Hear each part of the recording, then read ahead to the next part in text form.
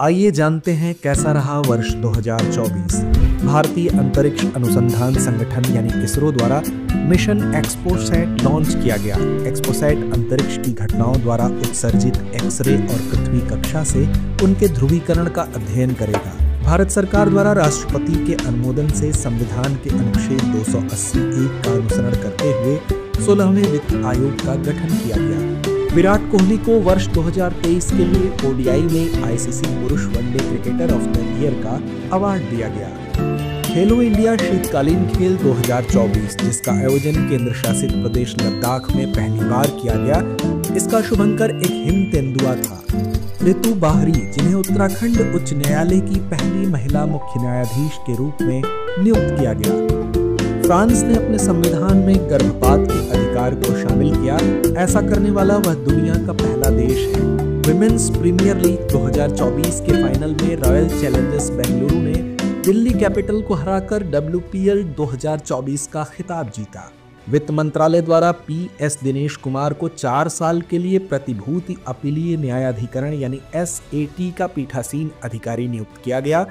Israel द्वारा पहली बार सी डोम रक्षा प्रणाली की तैनाती की गई। सी डोम आयरन डोम वायु रक्षा प्रणाली का एक नौसैनिक संस्करण है, जिसका उपयोग रॉकेट और मिसाइल हमलों से बचने के लिए किया जाता है। चेन्नई के 17 वर्षीय डी गुकेश प्रतिष्ठित कैंडिडेट्स टूर्नामेंट में प्रतिस्पर्धा करने वाले दूसरे सबसे कम उम्र के खिलाड़ी बने। साथ ही इस प्रतियोगिता में विजेता बन वह सबसे कम उम्र के खिलाड़ी भी बने। रामचरितमानस, पंचतंत्र और सहृदय लोक लोकन को यूनेस्को के memory of the world Asia Pacific regional register में शामिल किया गया। भारतीय एथलीट परवेज खान ने संयुक्त राज्य अमेरिका में आयोजित NCA SEC outdoor track and field championship की 1500 मीटर दौड़ प्रतिस्पर्धा में स्वर्ण पदक जीतकर इतिहास रचा। तेलंगाना सरकार द्वारा धार्मिक स्थलों, बस स्टैंडों और औद्योगिक क्षेत्रों में महिला शक्ति कैंटीन सेवाएं स्थापित करने की घोषणा की गई। केरल के शहर कोझिकोड को भारत का पहला साहित्य का शहर घोषित किया गया। प्रधानमंत्री नरेंद्र मोदी द्वारा बोरीवली से ठाणे के बीच भारत की सबसे लंबी और सबसे बड़ी शहरी सुरंग परियोजना की आधारशिला रखी गई। राष्ट्रपति भवन के 2 महत्वपूर्ण हॉलों दरबार हॉल और अशोक हॉल का नाम बदलकर क्रमशः गणतंत्र मंडप और अशोक मंडप कर दिया गया।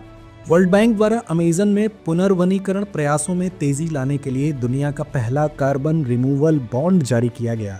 तमिलनाडु और मध्य प्रदेश में 3 नए रामसर स्थलों की घोषणा की गई, जिससे भारत में ऐसे स्थलों की कुल संख्या 85 हो गई। नए स्थलों में तमिलनाडु में नंजरायण पक्षी अभयारण्य और काजू वैली पक्षी अभयारण्य तथा मध्य प्रदेश में तवा जलाशय शामिल थे। तमिलनाडु की निचली पलानी पहाड़ियों में कूदने वाली मकड़ी की एक नई प्रजाति कैरोटस पाइपरस की पहचान की गई।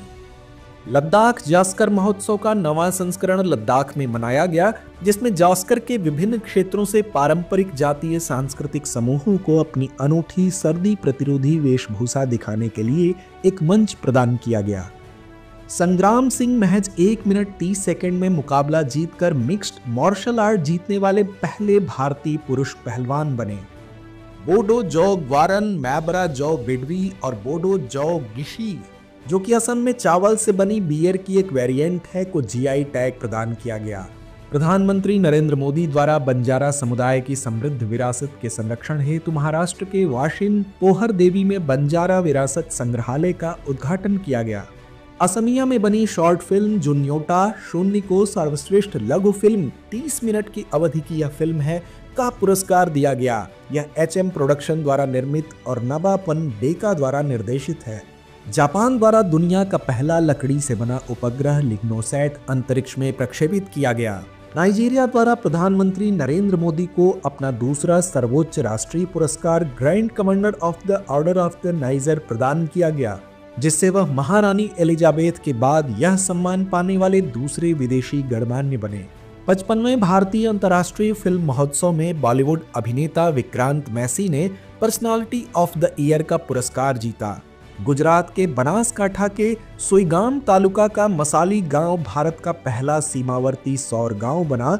लगभग 800 लोगों की आबादी वाला यह गांव अंतर्राष्ट्रीय पाकिस्तानी सीमा से करीब 40 किलोमीटर दूर स्थित है। दो बार के प्रधानमंत्री, दूरदर्शी, अर्थशास्त्री और सादगी की मिसाल डॉक्टर मनमोहन सिंह का 26 दिसंबर 2024 को 92 वर्ष की आयु में निधन हो गया।